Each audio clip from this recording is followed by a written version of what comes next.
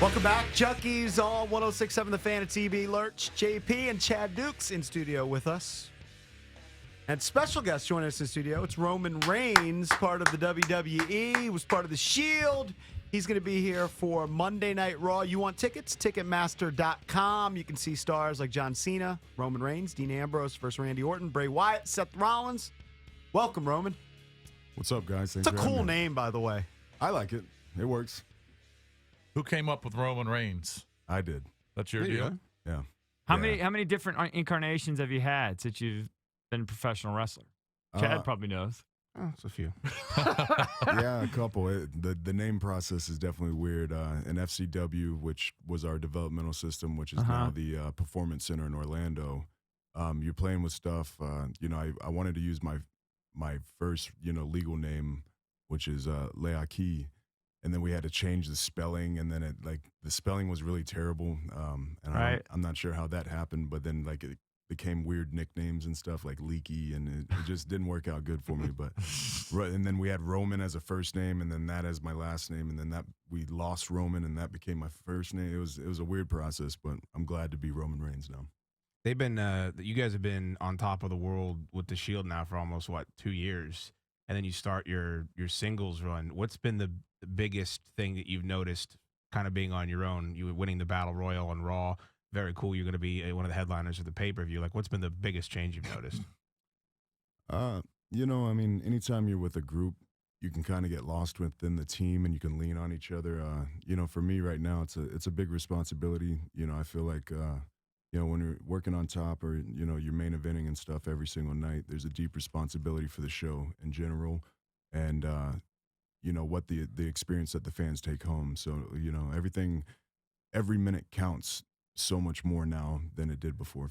What you guys don't know is when these guys come down, he still does it, but when they come down to the ring, he doesn't come down the plank. He comes down to the crowd. Right. So I'm watching, and Roman's just getting groped. And, it's, sometimes. Bunch of Chad Dukes around. There's a bunch of me just putting their hands all over, and I'm like, that stinks. Do you oil up extra just so people swipe you and slide right off? No, but it's a weird thing because you see that we're soaking wet. Yeah. I mean, actually, Bo Dallas is the most wet man to walk. What's with the shirt? Why does he soak his shirt down too? It pops me every time I see him, man. I don't know. He told me he pours 5 bottles of water on his head before he goes out. I'm like, you understand you're wearing underwear and a shirt. You're not wearing awesome SWAT gear. It's okay for us to come wet, and it's our strategy. I want to be slippery, and I don't want anybody to be able to hold me. But yeah, he's got to be the most wet man in WWE this day. All right, let's rewind, though, before we move ahead. Just for people that don't know, you were a college football player, and you actually were a part of 3 professional football teams. You started at Georgia Tech, correct? Yep. So you, at that point, even though you came from kind of a wrestling family, or you got connections, I'm just looking on Wikipedia, you've got cousins, you got family, they're all over wrestling, okay? You're part of a wrestling family, so maybe in the back of your mind, you thought maybe someday I'm going to be a performer and be a wrestler. You were trying to make it to the NFL. Yeah, for me, in our family, anytime we're together, you got a family dinner, wrestling is going to come up in any conversation that within our household. But Give some of the names of the people in your family, like the Samoans, right? Were you related? The Wild Samoans. That's my dad, is Sika, and then Afa is my uncle. Umaga, Rikishi, Rock, Rosie. It's ridiculous. Yeah. Everybody. It's like a Hall of Fame. It's your family. Oh, we have multiple Hall of Famers. And did you know, as JP kind of alludes to, so you're pursuing this football dream. And, I think you went undrafted, but you signed for a little bit with the Vikings, right? Maybe the Jags signed you for a while, and you played Canada maybe for a little bit. Do you know in the back of your mind, I'm going to pursue this, but when it's all done, I know I'm going to become a wrestling guy, everybody else? To be honest, for a short stint there, I was tunnel vision on football. You know what I mean? Because sure, for me and my family, that was the only thing I could do that was my own. You know, and when you come up in the and there's guys that are on the roster, generational guys that are like this, where you kind of live in the shadow of the business. But for me, football was an outlet to be different, to do something that's never been done in my family. But like I said, if you're in my family, wrestling will not. It's gonna always eventually it's you're always gonna be staring there. you in the eyes. Yeah. I couldn't get away from it. Did you feel pressure? Did you feel pressure growing up because you had so many family members as wrestlers? No, and that's what's pretty cool is my dad. He never put pressure. He's always wanted me to be a wrestler, but I think he dug the fact that I was a football player, you know, and then I think he liked the physicality that his son was holding his own. You know, I think there's a deep appreciation in that. Like, where your boy? That's my boy. Hell yeah. What He was an accomplished player. I mean, he was all conference. No, I understand. I mean, he had stints in professional football. I get it. I was in. Let me clear this up. Yes. I was in professional football for a hiccup. Right, but still, you had a chance. I had a chance. I'm very proud of my collegiate career, though. Right. I did my thing there. What was the transition like for you? I'm assuming then as kids, like, you know all the moves. I mean, like, was that difficult? Like, when you go to the training center to learn all that stuff, was it difficult for you even though you grew up around it? Yeah, I mean, you know, when we're talking about maneuvers and things, it's one thing to know them. It's another to perform them. To perfect like, them. And there's a timing to everything that we do. But yeah, I mean, it was easy for me though. Like, I'm a quick learner. I pay attention. You know, I'm always watching and trying to study and progress.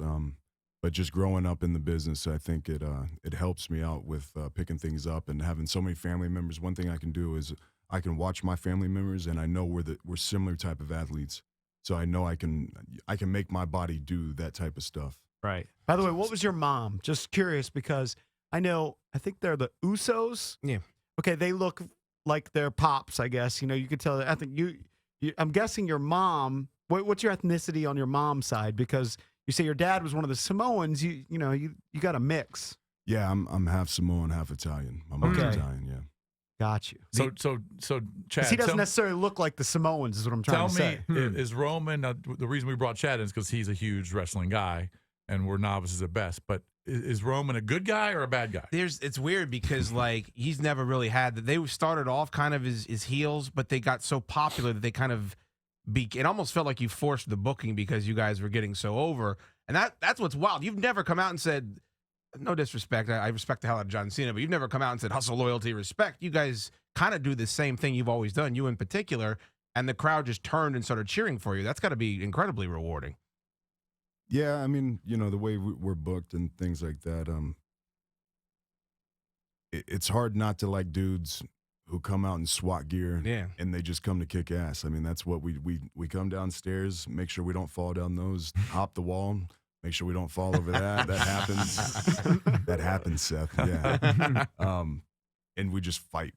And then we get beat up, but we get back up and we fight more. It's hard not to get behind that. They beat the Undertaker. Nobody beats the Undertaker, like nobody, and they beat the Undertaker with Kane and I believe Daniel Bryan, like the night after WrestleMania. Just unbelievable streak. How do you deal with the fact that the internet is so involved now and all these a-holes that come in and they're chanting and they're ruining everything and they're chanting Goldberg at Ryback and you're like, God, you're basically putting your lives on the line. I mean, guys have died in the ring.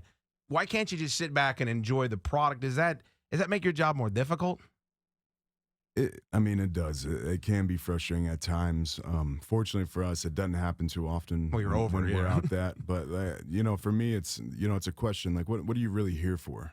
Right. You trying to like dress up and you trying to become a character now? Yeah, who does you know that? What I mean, like, or you know, like you're trying to influence the crowd. You paid money. You know, come have a good time. Yeah. Like, don't take it so serious. Like, this is entertainment. Let's have fun. Enjoy it. You can like us, you can hate us, but just have a good time and don't try and sabotage or like take over the show. They got Batista came in. I interviewed him and he had nothing but wonderful things to say about you. Just thinks the sky is the limit for you and really enjoyed working with you. He had a finish of the Royal Rumble with Batista and it was this huge thing and the crowd turned on Dave in this hideous manner. And Dave, you know him, he's the nicest guy on the planet. Right. But the crowd hates him, and it's all Why these, do they hate him now? these internet nerds. That's EB's boy. That's my EB's guy. man. He's crush. so He's the freaking best. dreamy. The nicest guy. Good looking Well, too. now and you can be handsome guy. dreamy over Roman. Yeah, well, that's true. Joined in studio by Roman Reigns, part of the WWE. They're here at the Verizon Center. You can go to Ticketmaster.com for tickets to see John Cena, Roman Reigns, Dean Ambrose versus Randy Orton, Bray Wyatt, and Seth Rollins. So that's your big match tonight. You were saying, though, this is the life of a WWE superstar, is that you'll finish tonight, and that, for most people, would be a high. Thousands of people, and then you got to tee it up again tomorrow, and then tee it up again. Yeah, well, you know, sometimes we call it like if you have an awesome pay-per-view and you're like, man, can't we just finish with that? No, then that'll happen Sunday, and then you got to do Monday. Yeah, we call it a Sunday hangover or a Monday hangover. Sometimes you'll have like the most awesome night Sunday or Monday, but you still have Tuesday. You still, you got to finish strong. So there's really no time to let off the gas pedal. I was trying to figure this out. I've seen some of the episodes of, what's the Divas show called? Is it called Divas? Total Divas. Total Divas. And like, the thing that I was trying to figure out is, it seemed like those people have a lot of off time. Like, we always hear that wrestlers are wrestling like 300 days a year. And I'm like, how are they in Orlando all the time? Shouldn't they be somewhere else? Is that like separate? Are they like a separate deal? Well, Is that a life you can relate to? I can't speak Did for them. Did I figure something out? But if they had the Shield or my schedule, they wouldn't have as much Total Divas time. Yeah. But that's also a symptom of how successful you are, though.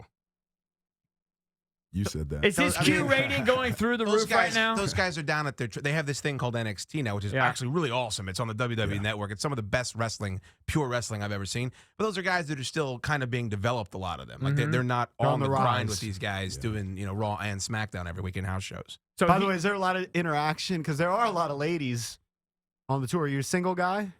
No, I'm engaged with Oh, he's locked He's down. got to shut all that down, JP. Shutting it those down, days brother. are Shut over. it down. Is she a Fatherhood canceled, wrestler? man. Who is she? She's mine. Yeah, she's not a wrestler. No, Not a wrestler. Not in the business. Smart.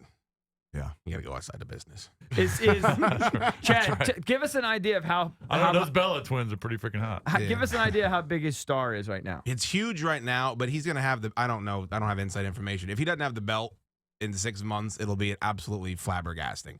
Just because it's like a total. You have to have a certain. Well, you don't have to have a certain size, but they like you to have a certain size. So you could see the slow burn. When did he burst on the scene? The Shield was over the second they burst on. Which was A couple years ago. Yeah, couple at years least. ago. Yeah. So it's slow burn, but it's reaching a. It's insane right now because the other two guys. I don't want to speak for you, but the other two guys you're paired with, incredibly talented. Like they have all the ability in the world, and he's clearly the head and shoulders above everyone else. So he's like the Clay Matthews of. Yeah. Like I'm trying to compare That's him fair. to someone in the NFL. What's his silly finishing move? Does he have a silly? Well, the Superman punch is what I like. Yeah, I got the Superman punch, but there's nothing silly about the spear, brother. What's the spear? He spears you in the gut, and then you fall down and die. You die on the floor. Yeah, I've been doing it for almost 20 years now. I've been tackling people since I was 7 years old. Right. I perfected that movement. Right. And a triple power bomb. They do a bit where they all three lift the guy up, and then he screams, and they slam him into the ground. And you think the guy's dead. He doesn't move for a while. Hey, It's a lot of fun. compare how you physically feel, obviously playing the ACC, like, on a Sunday morning versus how you feel after a show. Is it similar? That's a great question.